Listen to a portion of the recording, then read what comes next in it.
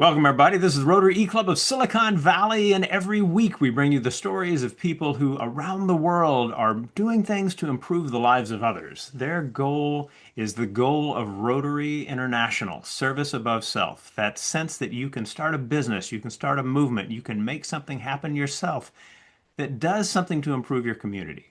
When we think about the joy and meaning that comes from helping others, we think about that in the context, in Rotary, of working with others. There are 36,000 Rotary clubs around the world with about 1.2 million people. And all of them are dedicated to this idea of service above self, but ours in particular is also dedicated to flexibility in service. So we are an online and asynchronous club. If you are interested in Rotary generally, maybe finding a club in your area, take a look at rotary.org. If you're curious about this interesting group of caffeinated people from about 10 different countries around the world who like a flexible online and asynchronous environment, check us out at rotary.cool. That'll get you to us.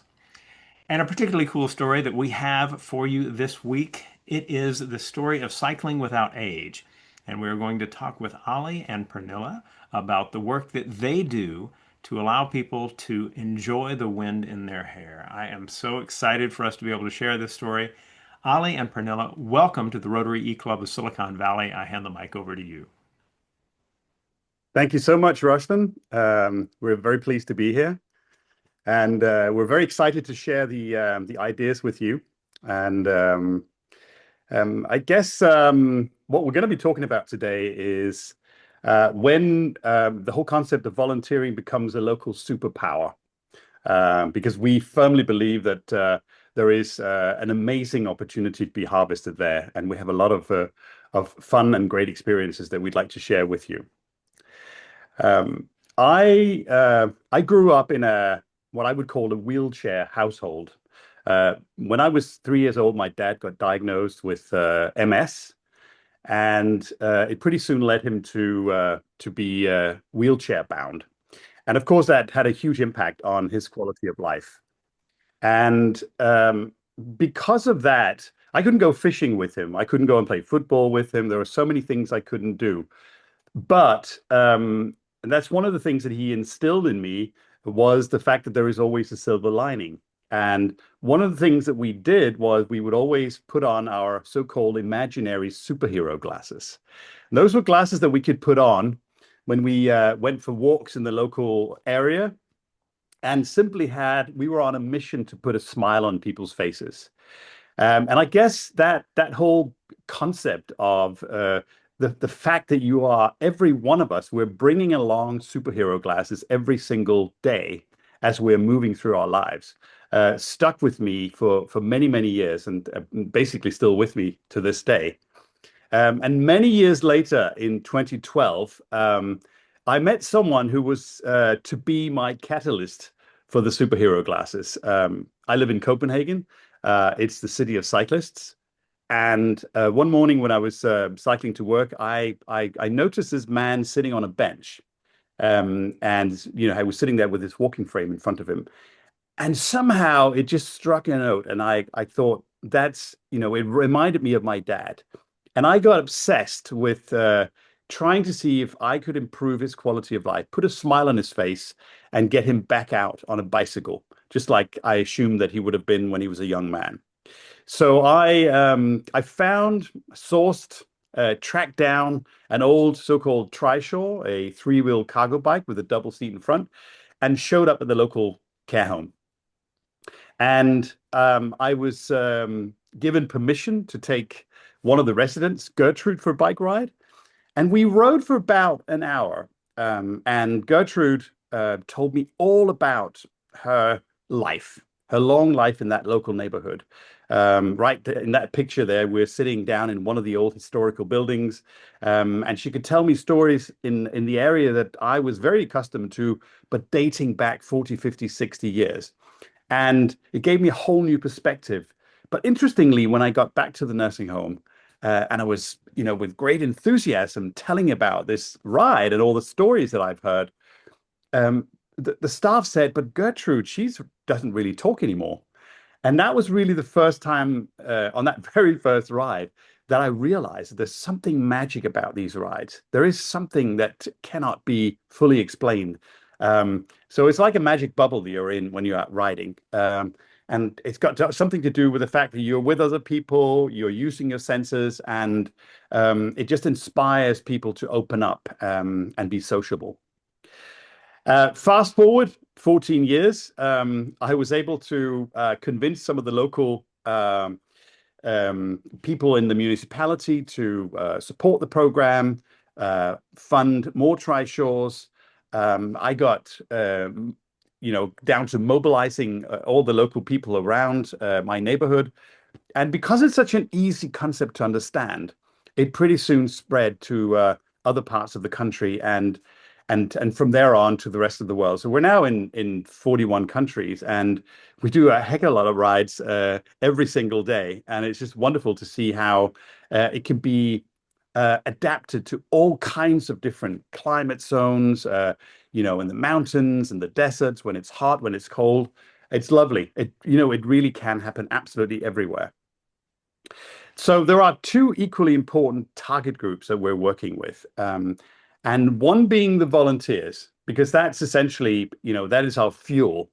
Without volunteers, without the feeling of service and generosity, there is nothing in cycling without age. The second target group is our passengers or riders, those people who can no longer ride their bikes. And they don't necessarily have to be old. They can also be younger people with physical handicaps, or people who simply cannot ride a bike. So we take all those people out for bike rides and engage them in that sense of being out and experiencing the local neighborhood.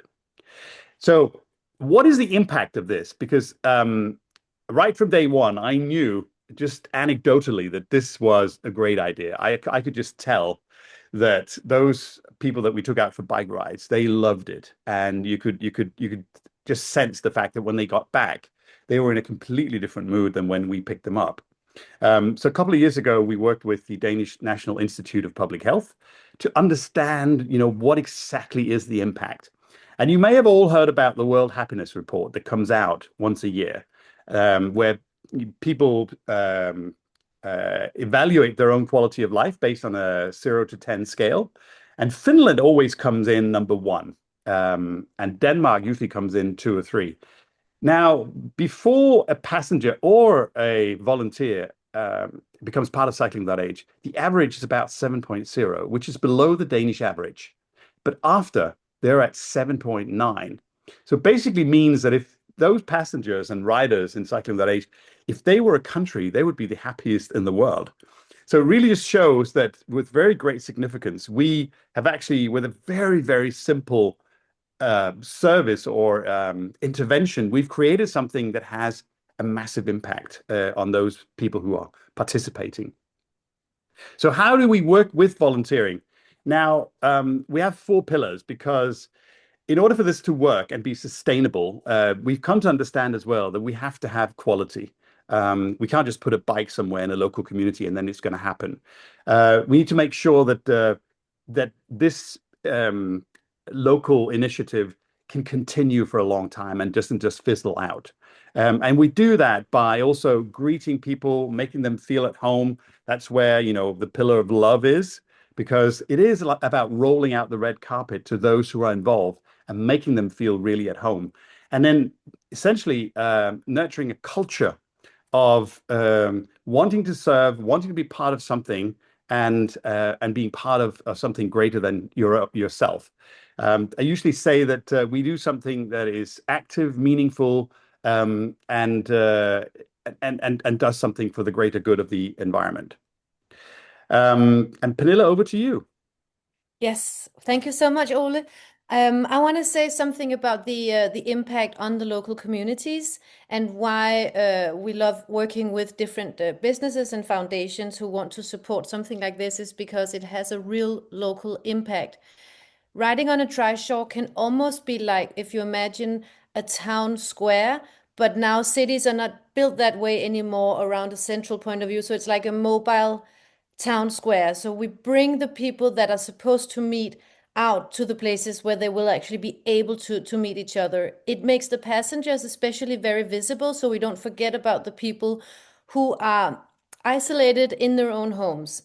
We bring them visibility, but also dignity, because it's not something that looks like you're receiving, help because you're desolate, but it's because you're being invited into an active and amazing experience, and people actually want to be with you. They want to hear your stories. This activity is not possible without you, and that creates a more like real respect around the people who participate.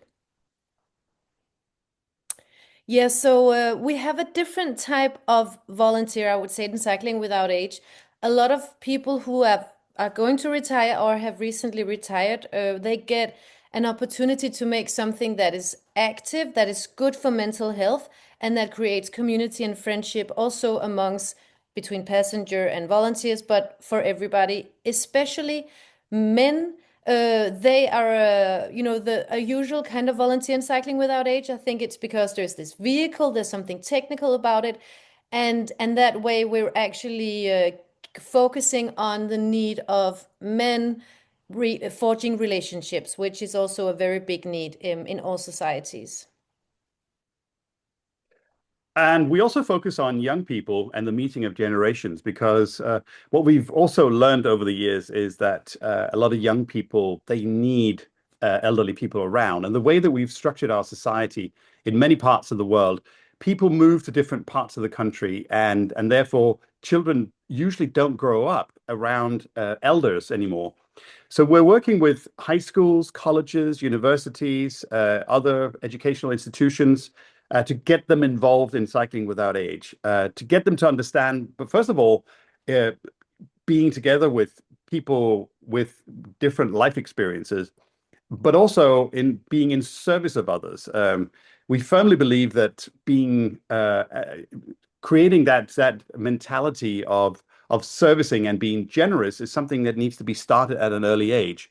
So one of the strategic efforts that we have right now is that we want to work in all the local communities where we're present.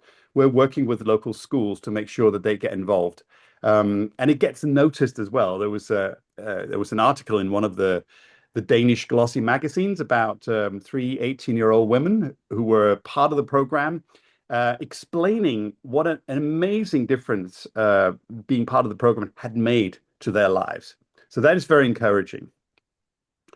We also work with, in order to make sure that this is something that is lasting and sustainable, we always put in a community coordinator in a team, which creates an accelerator effect. Very often that community coordinator is something on a part-time salary. But it means that that person can activate up towards 40, 50, 60 volunteers. Whereas if you don't have someone who can coordinate the efforts, very often what will happen is that maybe we'll max out at 5 or 6 volunteers. So we've learned that the presence of a community coordinator is really important.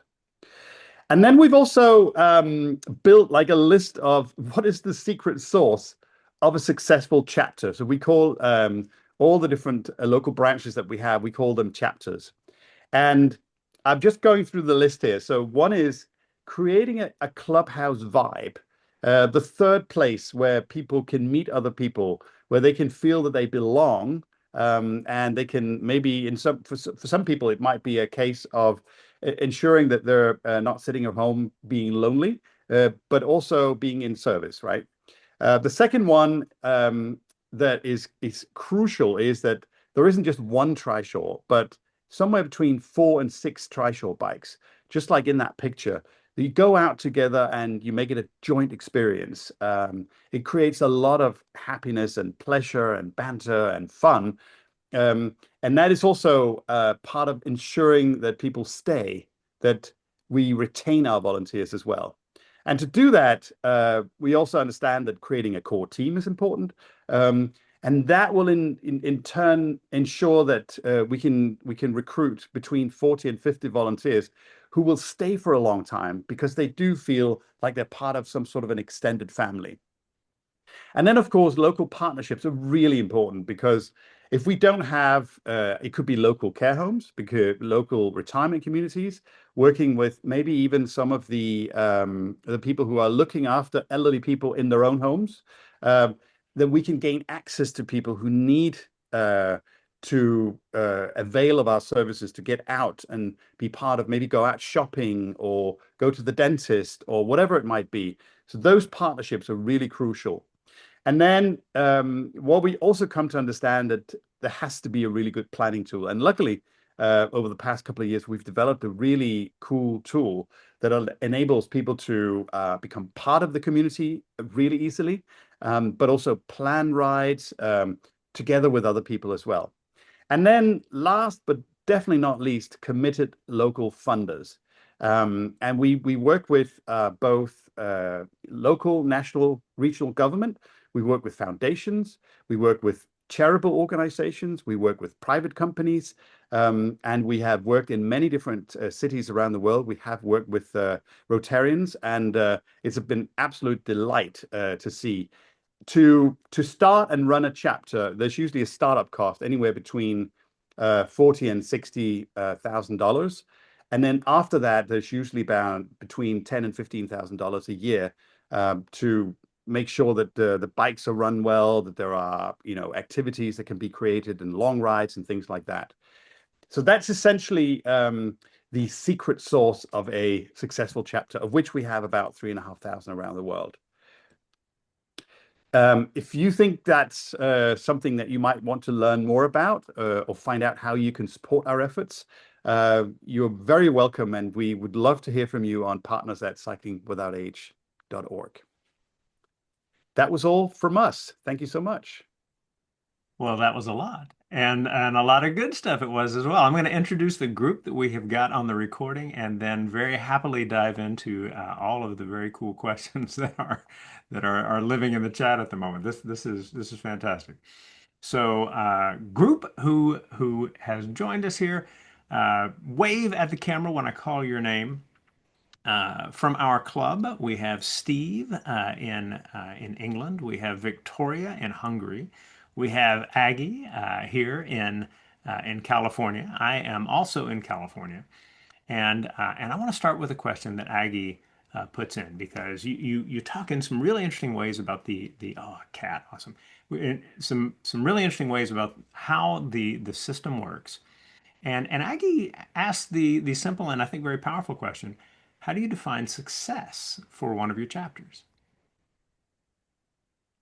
Pernille, would you like to answer that question? And I can Yes. chip in. Yes, absolutely. It's a very, very good question. And it is, of course, something that we keep developing and that we are still working on finding out. I also want for our organization to keep an open mind, because a lot of the communities that we work in are very different. There are low-income communities that require more work because people don't have the same resources, and then affluent communities where you can almost guarantee immediate success. So we want to keep an open mind about this success rate. But one way to measure it is that there are rides happening all year long. Because we found out, especially in Denmark, where it's sort of like we don't have extremes, but we did find out that some people that were isolated didn't really get out 6 months of the year. So that's why we've developed blankets and things that make it easy to go out even when it's cold. It's a simple tool, but we try to look at each community and see the success. But an easy way to measure it is how much the bikes are being used. That is success. It's easy because either are a couple of volunteers who really ride all the time, or you have a lot of volunteers, and both are fine. Well, that And makes I a lot would of chip in sense. there as well, Please. saying that volunteer retention is really, really important. And I talk to a lot of other civil society organizations who have a lot of difficulties with volunteer retention. It can be quite easy to attract people, but it can be equally difficult to retain people, because what is it that makes people hang around and stick around for a long time? And what we have come to understand is that if they feel like there's a mutual obligation because they like being part of community. That is usually what makes them stay, and then people will usually hang around for at least 5 or 6 or 7 years. Got it.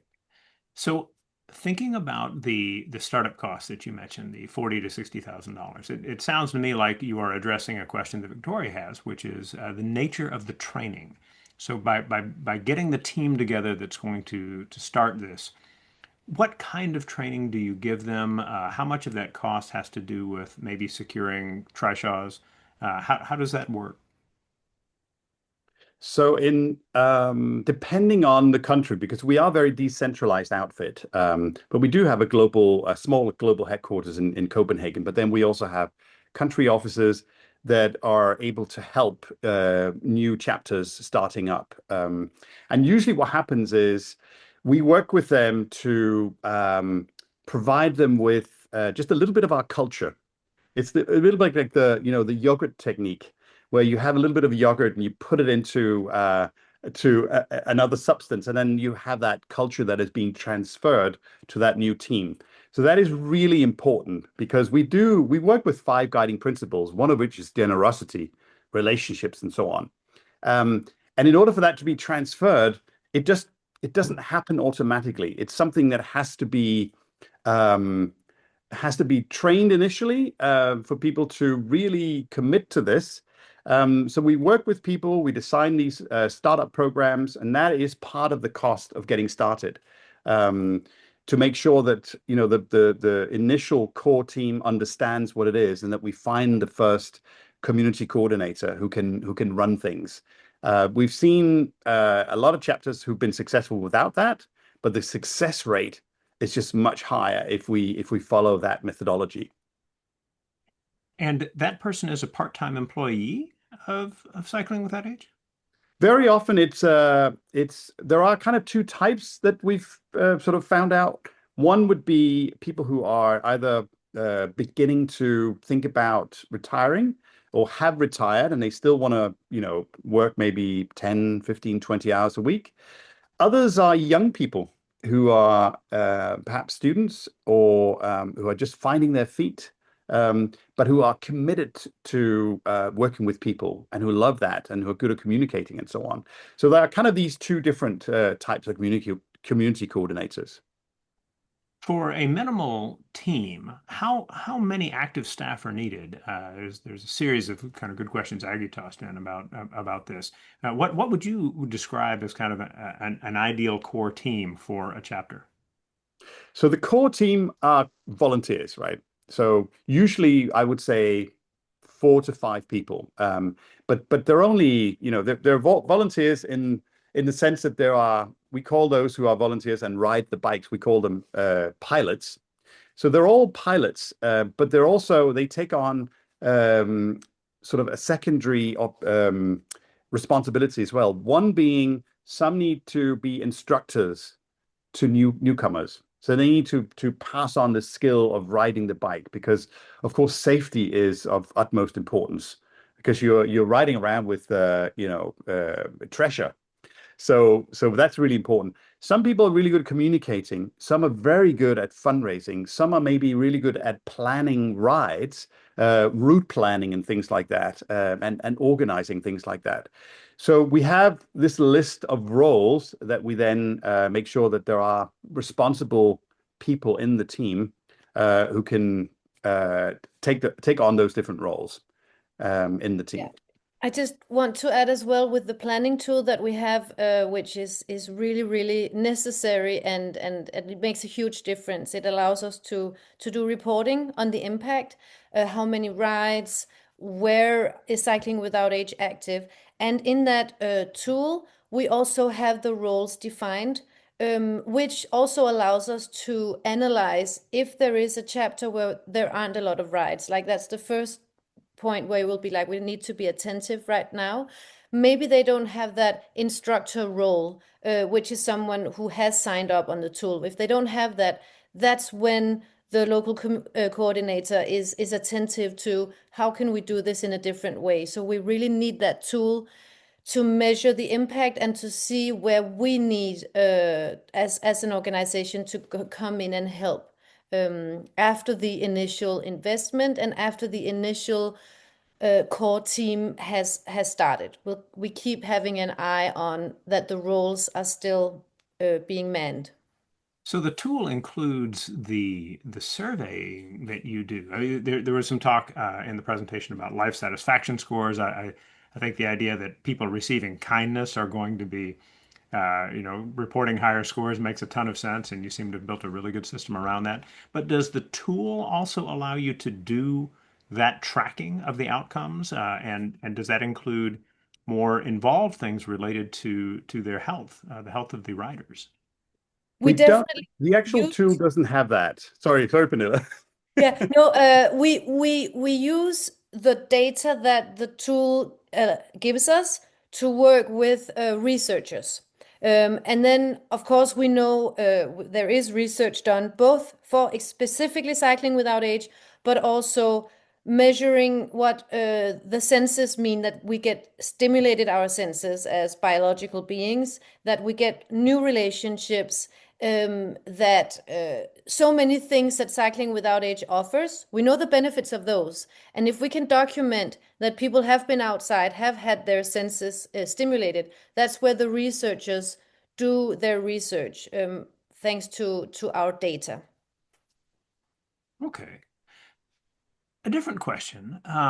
Having recently connected with Terry Donovan at the Ashoka Foundation, and learned about the stories of people like Mary Gordon and Mama Becca in South Africa, um, what does it mean to Cycling Without Age that Ole, you were also named an Ashoka Fellow? I think the network that Ashoka provides is really crucial. Not only because we get to meet people that can inspire us. We are on a lifelong educational journey ourselves, and I never get tired of being inspired and listening to my fellow Ashoka fellows. So we get a lot from that, but we also get involved in programs where we can be trained. For instance, there was a visionary program. So it really helps us understand as well where we can improve ourselves. Because I think also being a social entrepreneur, which I have been for, a great part of my life, is something that um, can be quite exhausting at times, to be quite frank. It's something that people do burn out sometimes as well, and therefore it's really important as well to feel that you are part of a community that can help you if you are in some of those difficult situations and inspire you and make sure that maybe they discover areas where you can improve as well. And sometimes I get the opportunity to help others out as well. So I think being part of something like that is absolutely fantastic. So I think I'd like to wind down the Q&A with a very specific question. I was just emotionally struck by the story you told about your dad and the imaginary superhero glasses. That idea that anyone has the power to stop and say, I have the superpower of helping someone. Tell a little bit about how that has infused the experience of being part of Cycling Without Age, how that story is part of training, or just maybe it's just a part of how you talk with people in your connections around the world. But tell us a little bit about that story. Yeah, it's of course it's something that has been part of my life almost as far back as I can remember. But I do remember that my dad, he would always do like this with his fingers to kind of signify that now we are in superhero mode, right? And then I just knew, okay, now he's going to come up with something fun or cool or interesting. And of course, at the time, I didn't really understand the impact of it. But what it has, I guess, taught me, because I don't walk around like this all the time in this day and age. But what it has taught me as well is that, and we do use it almost on a daily basis in Cycling Without Age, because the whole mentality here is that we look around for opportunities to make a difference. Everybody can walk down the street and they don't notice anything. but you can also walk down the street and you can notice every single opportunity to make a difference. Uh, and one thing that I like to do sometimes, and I know that it has a really positive impact on myself, if I walk down the sidewalk and I meet someone who walks towards me and they don't smile, I smile at them and then they smile back at me. And just that little tiny interaction can make a huge impact on both my day and their day. It's a tiny little thing that has a knock-on effect. And so it doesn't have to be major things, but if I think if we're all mindful every single day of those little opportunities that we all have to put on these tiny little superhero glasses, we can do it because they don't have to actually be massive superhero acts of heroism. They could just be tiny little things. Well, that's beautiful. I am so excited that we've had the chance to share this story. I'm going to wind things down, and then Ale, I'm going to hand it back to you for the final word. But for all of you who have taken time to watch this recording or listen to this podcast, we thank you. We think that you deciding to be inspired by the stories that are available and maybe not always covered by the mainstream media, that opportunity to hear the really, really good things happening because people have given their time and energy to making a difference in the lives of others. We think you are doing something powerful as well, and we hope you will share this and other stories that are a part of what you find at Rotary.cool. We think that by doing so, you are not only making a difference in your community, you are making a difference in your own heart. And I think that that's important for all of us. As we always like to do, we hand it back to our speaker for the final word. Ali, what would you like people to have clearly in mind as they finish the video or podcast? What I want them to have clearly in mind is that I hope I've inspired. I hope that Pernille and I have inspired people to want to be part of this. So I really hope you're going to reach out on partners at cyclingwithoutage.org and tell us how you feel that you can help us in our mission. Pernille, thank you. Ale, thank you. And everyone, we will see you next week.